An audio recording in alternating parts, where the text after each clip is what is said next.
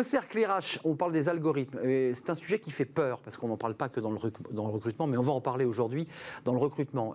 Et si les algorithmes, les data, l'intelligence artificielle, eh bien, remplaçaient le bon vieux DRH classique qui vous reçoit dans le bureau.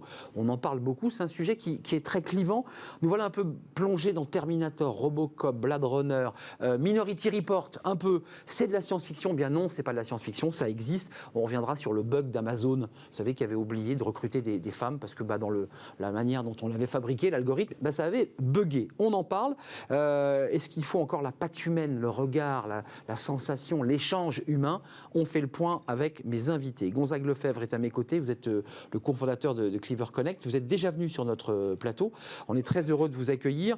Alors, c'était la fusion de Météo Job et Vision Talent. C'est bien ça? Visio Talent.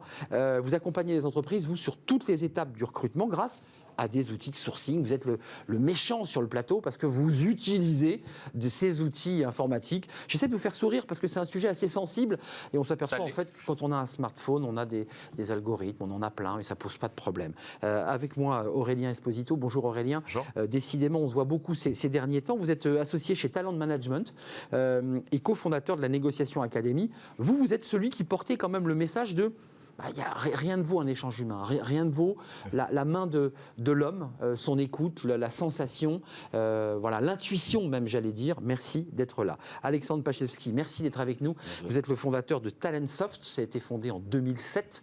Alors c'est une belle entreprise qui est rentrée au Next 40, c'est bien cela, donc qui est en plein boom.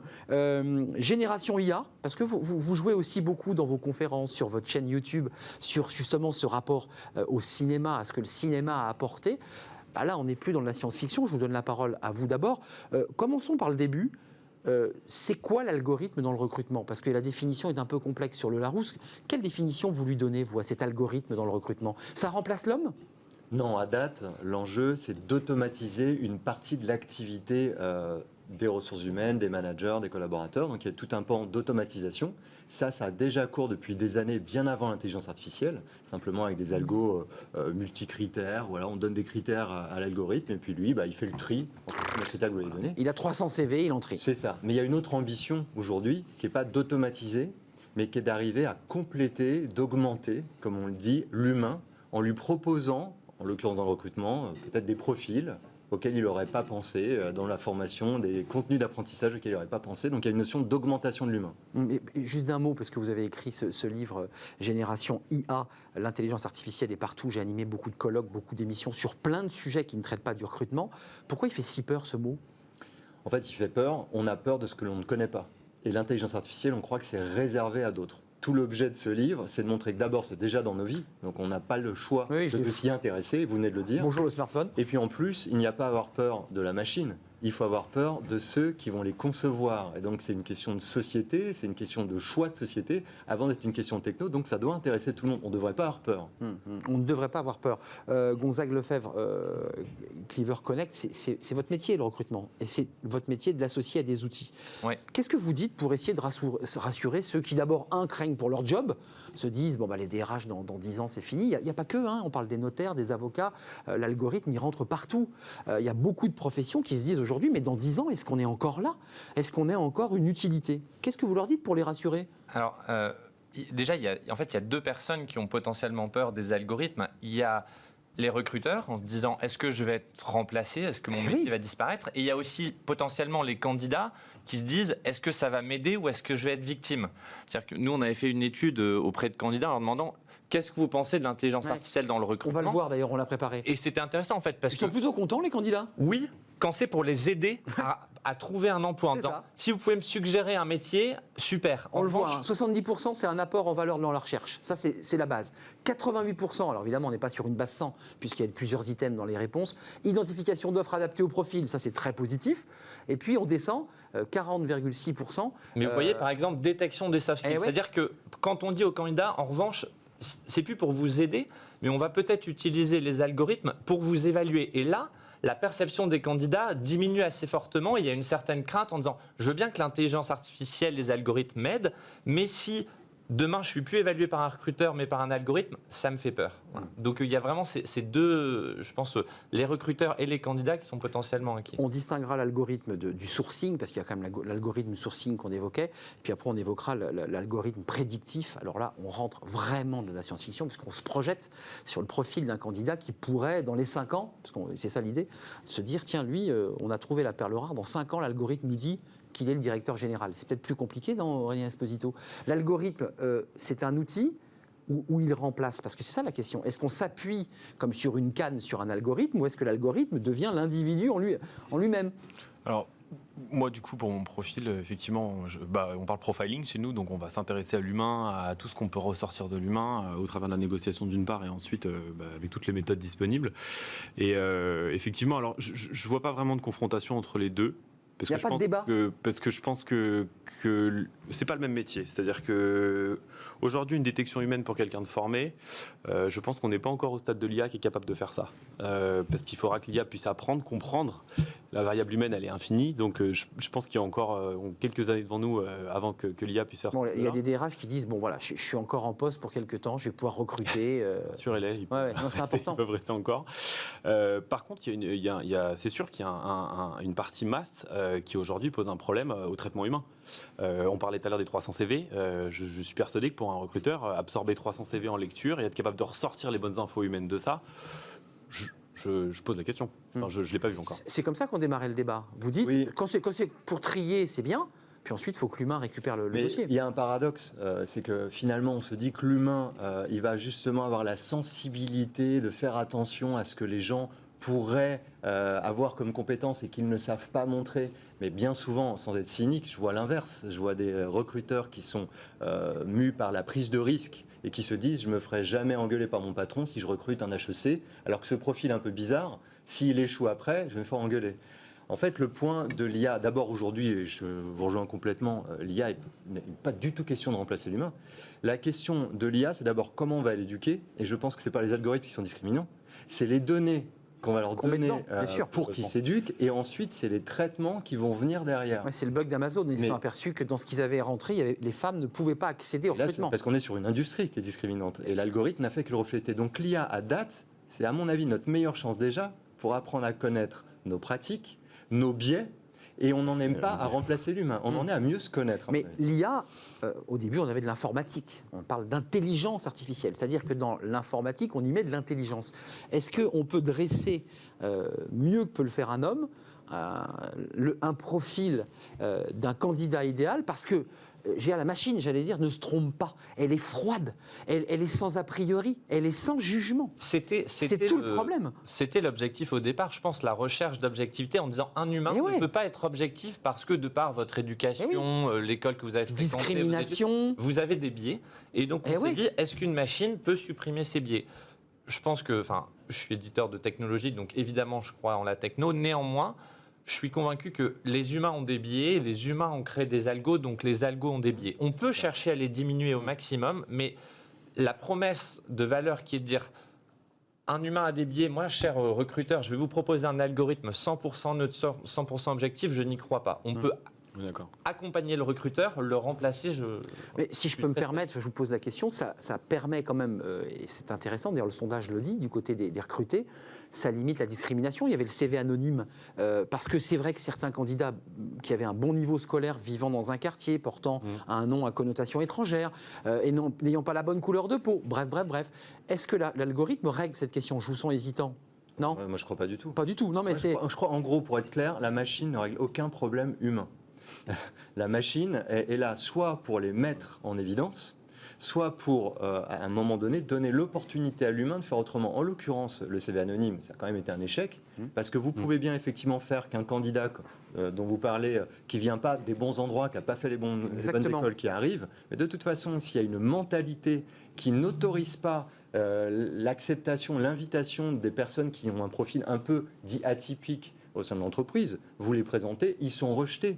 Donc la question, une nouvelle fois, elle est humaine, elle n'est pas... Et je reviens juste sur une notion de profil parfait. L'IA ne fera jamais ça pour une raison. Oui, c'est un peu le rêve. Non, mais pour une raison simple. Ça n'existe pas, un talent. Un talent, c'est quelqu'un qui, plongé dans une organisation, se révèle. Et s'imbibe. Et alors, ça veut dire qu'une IA doit prendre en compte et l'organisation et l'intention des dirigeants et de la RH quant au type de profil. C'est un mariage, en fait, le talent. C'est pour ça qu'on parle de matching, ça ne peut être qu'une association. Exact. Et avant qu'une machine, on sache l'éduquer pour appréhender tout ça et qu'on lui fournisse les données qui vont bien, c'est pour ça qu'aujourd'hui, on est au stade de recherche en réalité, Oui. et qu'il n'y a rien de véritablement efficient en la matière à date. Enfin, il y a des outils de sourcing. Il faut rappeler que ça, c'est Absolument. très concret. Vous l'utilisez, ça trie, ça classe et ça élimine, j'allais dire, 60% des CV qui ne correspondaient pas du tout à la demande. Sur la base, Ouais, non. sur la base de critères Mais qui a été les plus objectifs. fixé par l'entreprise.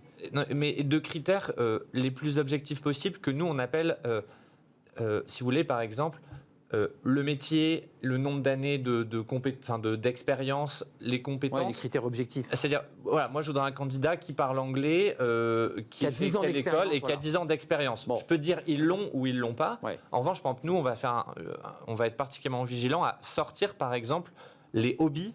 On ne va pas faire de matching sur les hobbies, alors qu'un recruteur peut l'utiliser en disant Évidemment. c'est un élément de la personnalité. Évidemment. Je fais de l'alpinisme, je joue aux échecs, c'est pas pareil. Exactement. Et est-ce Ah que, oui. par exemple, nécessairement, parce que vous faites de l'alpinisme, vous êtes quelqu'un qui aime la prise de risque? Est-ce que ça serait du Mais oui. coup une interprétation dans l'algorithmique qui pourrait Vous être voyez que dangereux. l'algorithme Donc, peut rentrer faut-il cette le donnée. garder ou ne faut-il pas? C'est ça toute la question. Mais en fait, c'est pour ça qu'aujourd'hui, je pense qu'on automatise le sourcing. Pardon. Moi, les questions avec lesquelles je venais aujourd'hui sur le plateau aussi, c'était de me dire. Ah, vous aviez des effectivement, questions en poche, en fait. Ouais, Bah, allez-y, posez-les. Moi, ça m'intrigue, je trouve le sujet fantastique. Donc, Ouais, moi, c'est passionnant. je vous donne un exemple. Moi, j'ai un frère qui est haut potentiel et qui a, pour le coup, un profil vraiment atypique. On parlait de l'alpinisme. Lui, les hobbies, c'est la partie du CV qui marche le mieux. Parce que, pour le coup, il cherche. Au potentiel, ces enfants qui ont du mal à trouver leur place à l'école, Et souvent. du coup, effectivement, et du coup, si on est capable d'aller quand même trier ce qu'on met ou ce qu'on met pas par rapport au hobby ou autre, comment on peut intégrer ces profils-là? Est-ce qu'il y a des ressources? Est-ce qu'il y a des choses C'est une excellente question. qui permettraient... Typiquement, Oui. pour moi, ce type de compétence aujourd'hui n'est pas bien géré par les algorithmes parce qu'on n'est pas capable de relier alpinisme facilement à des compétences Bien sûr. métiers. Et du coup, c'est pour ça que je pense qu'on parle d'ailleurs beaucoup de recruteurs augmentés. Donc dedans, il y a augmenté par la technologie. D'où mais il y les a outils, mais bien il y sûr. a recruteur. Ouais, bien sûr. Parce que Ça me semble être le bon terme, d'ailleurs. Hein. C'est le recruteur augmenté. C'est beaucoup pas, mieux. il fonctionne assez bien. Je trouve. Ouais. Mais vous en pensez quoi de cette question de... parce qu'en préparant l'émission, évidemment, je me suis plongé à corps perdu dans le sujet. J'avais déjà traité cette question. Mais je me dis, mais est-ce que le CV, c'est le meilleur moyen de recruter quelqu'un, déjà? Enfin, le nombre de types qui vous dit, moi, j'ai été recruté sur un CV, mais ça ne correspond pas à moi. Enfin, j'ai plein d'autres choses à donner.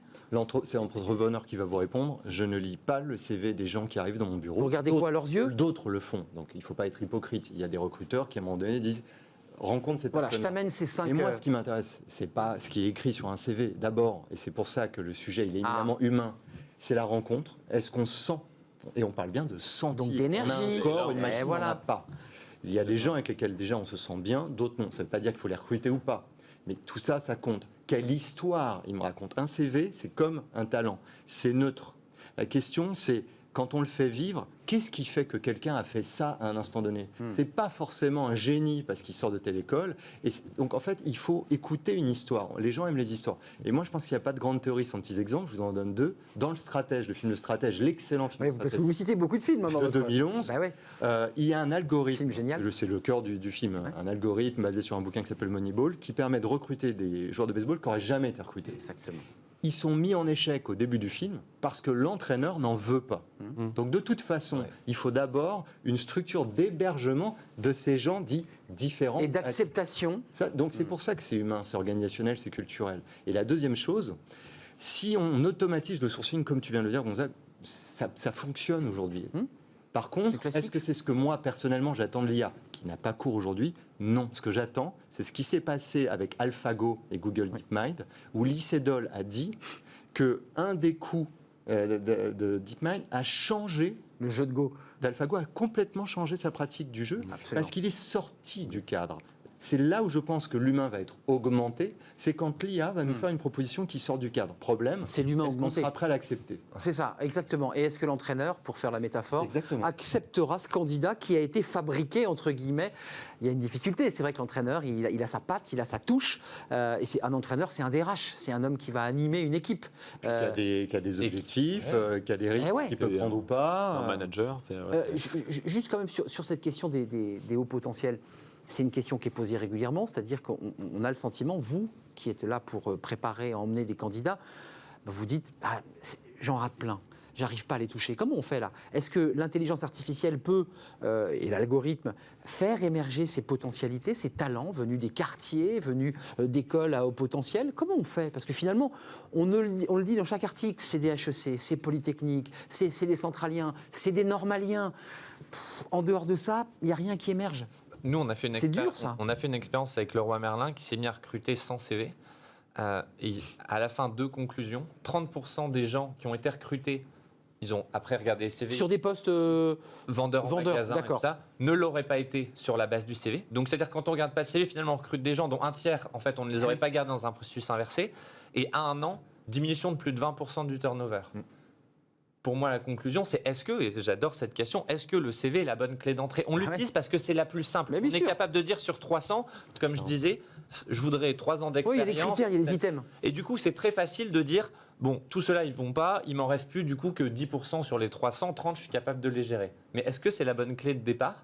Et d'ailleurs, c'est intéressant parce quand vous posez une question à un recruteur, qu'est-ce que vous recherchez? À chaque fois, ils vous sortent une liste de soft skills. Je cherche un esprit.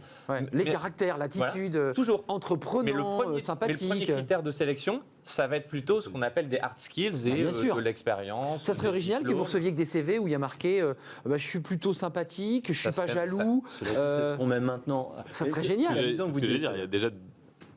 C'est des compétences. Et c'est clairement, ça faisait aussi partie de mes questions.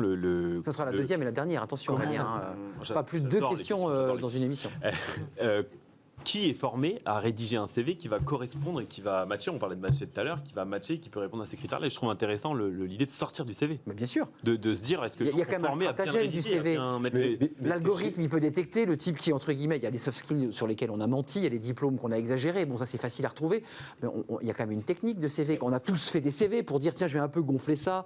Ça, je suis un peu faible en anglais, mais je vais dire ça. Enfin, voyez. Je ne vais pas vous poser la question, mais en gros, on peut exactement rapprocher ça des sites de rencontres. C'est exactement ça. Est-ce que c'est facile de dire, si je suis petit, pas sportif, pas très malin, et d'après vous, est-ce que les algorithmes vont ressortir ça pour les jeunes femmes qui recherchent? C'est exactement ça. Et en fait, de toute façon, le problème de la machine dans le recrutement à date, c'est qu'on risque de reproduire un Tinder. Alors les gens qui se disent c'est fabuleux Tinder, c'est très bien d'utiliser ça, mais tous ceux qui crient au scandale en disant mais c'est pas ça la relation humaine, c'est pas ça la rencontre, question, pourquoi c'est exactement ce que vous faites dans l'entreprise? Exactement. Alors l'espoir autour de l'IA, c'est qu'on fasse un peu différemment. Maintenant, encore une fois, ce qui est amusant, c'est que ce sont les personnes qui aujourd'hui font le Tinder de l'entreprise qui disent utilisons l'IA. Elles comprennent à peine ce que c'est. Elles ne savent pas quelles données vont fournir et ne sont pas capables de fournir on utilise ce grand dans mot. une culture qu'ils ne savent pas décrire. Est-ce que ça peut vraiment marcher aujourd'hui? Pour ça que c'est d'abord le sujet des algorithmes, c'est une pelote de laine que l'on tire pour arriver à 1000 sujets humains. Je suis entièrement d'accord. Mot très valise qu'on utilise évidemment et qui est assez technique. Et je reprendrai un sujet qui est cher, parce que j'ai lu le premier livre d'Alexandre, qui est un mot qu'il utilise qui est très vrai, c'est la notion de singularité. C'est-à-dire qu'en fait, chaque personne cherche à être singulier. Et je pense que l'objectif, ça serait demain que nos processus de recrutement s'adaptent presque à chaque personne. Il faut l'affiner à chaque personne. Comment on fait pour... Je postule dans une entreprise, j'ai des contenus relatifs à cette entreprise, mais qui sont aussi dans mes centres d'intérêt, et un processus de recrutement et d'évaluation qui est propre à mon poste. C'est-à-dire que si je postule sur un poste de commercial, peut-être que réaliser une vidéo, c'est pertinent. Si je suis sur un poste de développeur, on fait peut-être plutôt un petit test de code. Voilà. Et comment on adapte le processus? Le temps file, je suis désolé. On parle de médecine prédictive de plus en plus grâce aux data. Google travaille sur le sujet. On parle de criminologie prédictive, c'est-à-dire le Canada travaille sur de la prédiction de crimes, et ça c'est Minority Report. Interest aussi. Et absolument. Est-ce qu'on peut imaginer du recrutement prédictif? C'est-à-dire que vous avez ce candidat et l'algorithme, en rentrant plein de données, vous allez dire à votre client, lui, je pense que dans 5 ans, si vous le cornaquez bien, il devient DG et il vous prend votre place. Non, mais je rigole, mais... J'y crois sous condition. Une des conditions, d'abord, c'est la notion de confiance. On ne l'a pas évoquée. Mais quand bien même vous pousseriez le profil du siècle pour une entreprise, quelle confiance on accorde à un algorithme aujourd'hui? S'il vous fournit une réponse que vous attendiez, c'est peut-être un biais de confirmation. Si vous dites qu'est-ce que c'est que ces histoires, c'est simplement parce que votre schéma d'interprétation n'est pas prêt à l'accepter. Donc il y a une notion de quelle confiance j'accorde. Et une peur. Comment je l'éduque? Ça veut dire qu'aujourd'hui, on est d'abord, Aurélie-Jean le dit très bien aussi, sur une notion d'évangélisation pour essayer de faire comprendre aux gens comment on éduque une IA, comme on va éduquer des enfants. Et comment on nourrit la petite machine, sous quoi. condition d'être en plus capable de définir clairement ses intentions. C'est important. Et on est loin de savoir le faire aujourd'hui en entreprise, surtout dans le contexte actuel, c'est très difficile. Je pense qu'on peut y arriver. Mais vous voyez qu'il y a un certain nombre de prérequis. Vous le poussez, ça, chez Clever Connect, c'est-à-dire l'idée qu'on peut aller jusqu'à faire du prédictif. C'est-à-dire que sur la base de ce recrutement, de ce candidat, vous dites, moi, je peux vous assurer, grâce à la machine, évidemment, dans 5 ans, il va exploser. Non. Non, on peut pas. Là, Comme un footballeur, comme un tennisman. Non, parce que ça suppose de réussir à définir les déterminants du succès. Ils avaient essayé de le faire chez Fox News en disant qu'est-ce qui fait qu'une personne est performante. Et ils s'étaient dit, OK, il faut qu'elle soit depuis au moins 3 ans dans l'entreprise et qu'elle ait une promotion tous les 2 ans. Ça paraissait logique. Ils se sont rendus compte 10 ans après qu'en fait, comme il y avait une discrimination systématique à l'égard des femmes, les personnes qui avaient des augmentations, des promotions tous les 2 ans étaient des hommes. Donc, mon profil parfait dans 5 ans aurait été un homme et pas une femme. Voilà pourquoi. Donc, oui. Oui, mais dans un apprentissage non supervisé, si on laisse la machine s'entraîner, peut-être que justement elle sortira des patterns qui ne sont pas ceux qu'on a cognitivement, qui sont la plupart du temps d'ailleurs des biais, et je te rejoins à 100 000 %. En revanche, est-ce que la machine pourrait mettre en avant des patterns auxquels on n'aurait pas pensé? Et c'est pour ça que la machine, à mon avis, nous aide d'abord à mettre l'humain dans une démarche d'apprentissage. Oui. Et on doit instaurer un dialogue, mais encore une fois, encore faut-il comprendre comment va se faire l'apprentissage. Vous savez que vous allez revenir en parler parce que le sujet est terminé malheureusement pour aujourd'hui, mais j'ai envie de le poursuivre. Terminé, une conclusion. Je voulais juste intervenir sur les recrutements, on appelle ça les recrutements chirurgicaux, où il faut vraiment aller chercher en profiling les pincettes et essayer de trouver le profil summum qui va tenir dans 5 ans et tout ça. Je suis sûr que la machine à un moment apportera quelque chose et je pense qu'effectivement il faut qu'on casse les biais parce que les gens nous demandent de faire ça en utilisant les algorithmes en amont pour réussir à traiter. Donc, il faut qu'on arrive à aligner les deux et à trouver quelque chose qui soit vraiment... Parce que le niveau d'exigence, on ne le dit pas, mais du recruteur est très important. Très élevé. Donc vous oblige à avoir un maximum d'outils pour trouver. C'est ça une autre difficulté. Et d'ouvrir le panel au départ de l'arrivée des CV pour pas... Et si le patron du recruteur est plus ouvert à la prise de risque et aux erreurs potentielles, je pense aussi qu'on déverrouillera quelque chose d'important. Ouais, et là, c'est un sujet de dirigeant. Faire tomber les murs. Et puis moi, j'ai retenu évidemment le DRH augmenté, comme on fait un policier augmenté aujourd'hui avec des capteurs, avec des caméras. Mais il y aura des DRH augmentés. C'est un sujet passionnant qu'on va continuer à suivre. Merci à vous, Gonzague Lefebvre, cofondateur de Clever Connect. Merci à Aurélien Esposito chez Talent Management et fondateur de Négociation Academy. Puis merci à Alexandre Pachewski, Talentsoft, qui est une entreprise connue, Next 40. Mais vous allez plus loin parce que vous avez une chaîne YouTube et vous prenez la parole, vous vous déplacez, vous faites de l'évangélisation, si j'ai bien compris. On essaye. Merci à vous trois. C'est la fin de Smart Job. Il nous reste Fenêtre sur l'emploi. Et vous allez voir, on est exactement dans le sujet. Le candidat idéal. Notre invité va nous en parler.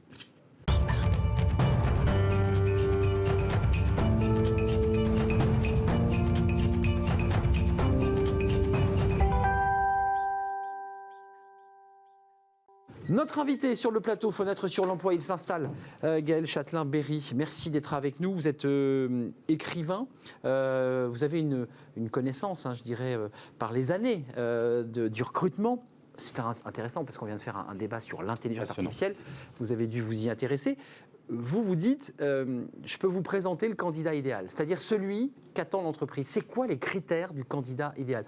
Il existe ce candidat ou c'est un portrait robot imaginaire? Alors, je vais peut-être vous décevoir, le candidat idéal n'existe pas, parce que je suis assez convaincu qu'il n'y a pas de mauvais salariés, il n'y a que de mauvais recruteurs. D'où l'intérêt de votre débat précédemment, puisque c'est un outil additionnel, mais quelqu'un qui va être mauvais dans le job A sera probablement le meilleur dans le job B.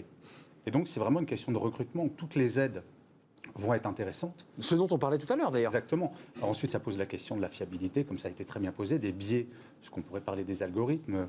Les algorithmes étant créés par des hommes, on s'aperçoit que bizarrement, les algorithmes favorisent les hommes. Donc... Exemple, Amazon, on l'évoquait tout à l'heure. Les femmes disparaissent. Mais avant d'être conférencier écrivain, j'ai été manager dans des grands groupes médias pendant plus de 20 ans. Le truc le plus passionnant, c'est le recrutement, parce qu'il y a ce côté, c'est un peu un pari, on parie sur quelqu'un. Et vous qui êtes quand même dans une aventure nouvelle d'entreprise, c'est intéressant de voir l'évolution.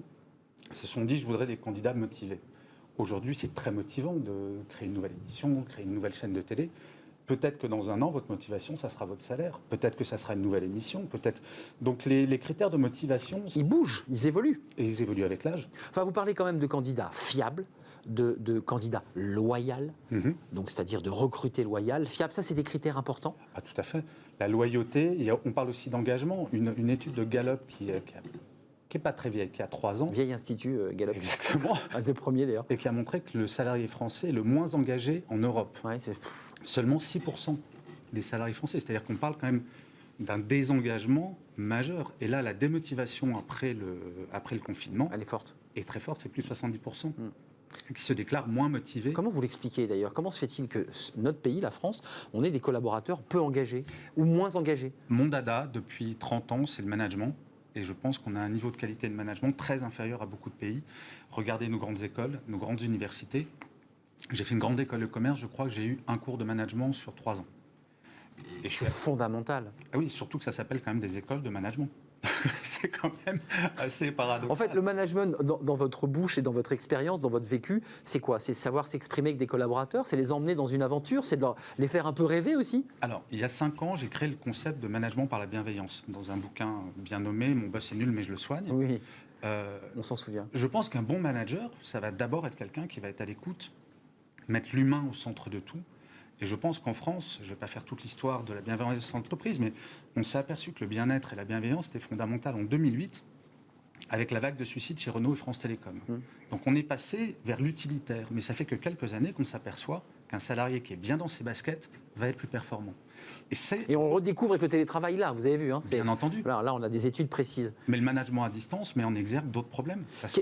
Fiabilité, loyauté, quelles sont les 3 autres qualités très, très rapidement? Alors, je dirais qu'il faut être engagé, ça c'est absolument fondamental. Et ensuite, la liste pourrait être extrêmement longue, c'est-à-dire qu'on peut la prioriser, bien entendu, on peut prioriser les qualités, mais j'écris des articles sur le sujet et forcément, je mets des cadres, mais en fonction des boulots, ça va dépendre. Mais Gaël, est-ce que ces données-là, on peut les rentrer dans un algorithme? Est-ce qu'on peut donner ces critères, ces patterns, puisqu'on parlait de patterns tout à l'heure, dans un algorithme? Alors, je ne suis pas spécialiste et je ne voudrais surtout pas me... Non, mais vous qui allez vous pencher sur cette question, c'est-à-dire qu'on a des données objectives, c'est jour-nuit, 10 ans d'expérience, pas 10 ans, ça c'est facile à faire sur le plan informatique, mais c'est plus compliqué de dire comment une machine peut dire lui il sera engagé ou il est engagé? Écoutez, à ce jour, à ma connaissance, la seule expérience dans un grand groupe, ça a été fait chez L'Oréal il y a 1 ou 2 ans, ils ont arrêté au bout de 2 mois. Donc je pense que ça va arriver, c'est une aide à la décision. Au même titre que vous avez des très grandes boîtes américaines qui ont un 13e homme autour du conseil d'administration qui est une IA. Et c'est une aide à la décision. Ensuite, je pense que le truc formidable chez l'être humain, c'est qu'il est imprévisible. C'est vrai. C'est une drôle de bestiole. Oui, exactement. Mais c'est comme Facebook qui prévoit les suicides en fonction de ce qu'on poste. Donc bien sûr que ça va avancer. Du prédictif, je l'évoquais tout à l'heure. Tout à fait, du prédictif. Mais ensuite, j'aime à penser qu'en tant que manager, je ne pourrais pas me défausser de ma responsabilité sur un recrutement. On va dire, ah oui, c'est l'algorithme qui a choisi, moi, écoutez, je ne peux rien faire. Et ça, on le voit en entreprise. Et plus on monte dans la hiérarchie, plus un manager peut avoir tendance à dire, c'est pas ma faute à moi, c'est lui qui a décidé. Ce qui est un peu simple. Qui est très dangereux d'ailleurs, parce qu'on se défausserait sur la machine qui elle-même a été créée, fabriquée. Donc Gonzague, avant de nous quitter, je vous sentais un peu perplexe, non? Vous étiez... Non, pas perplexe. J'étais d'accord d'ailleurs avec le sujet. C'est Jérémy Cléda que vous recevez parfois ici. Absolument, bien sûr, il est là tous les jours. Il disait, il faut passer du manager au leader. C'est-à-dire qu'avant, le manager était vraiment un peu plus, on va dire, dans le contrôle, dans driver ses équipes. Aujourd'hui, pour créer l'engagement, les gens ont besoin d'un leader, d'une vision, de sensibilité, d'autonomie. Et du coup, je pense que cette transition, en tout cas au niveau du management, est à faire dans nos entreprises françaises. Elle a été faite à l'étranger, pas forcément chez nous. Merci. Oui, nous ne sommes pas une machine parce que nous sommes en retard. C'est important. Je ne suis pas un robot. Je suis un être humain qui est en retard. Voilà, comme beaucoup d'êtres humains. Ça peut arriver. Merci à vous, Gaël. Vous reviendrez parce que vous êtes écrivain et on vient de l'entendre. Une expérience très longue. Cadeau pour vous. Et il y a beaucoup de cadeaux, beaucoup de choses et des livres aussi à découvrir. Gonzague, merci. Gonzague Lefebvre, merci à Aurélien Esposito d'avoir terminé l'émission avec moi. C'est la fin de Smart Job. Je vous remercie de votre fidélité. Merci pour les réactions sur les réseaux sociaux. On se retrouve demain, évidemment, à la rencontre de nouvelles histoires, d'un nouveau débat et de nouvelles rencontres. Portez-vous bien d'ici là. Bye bye.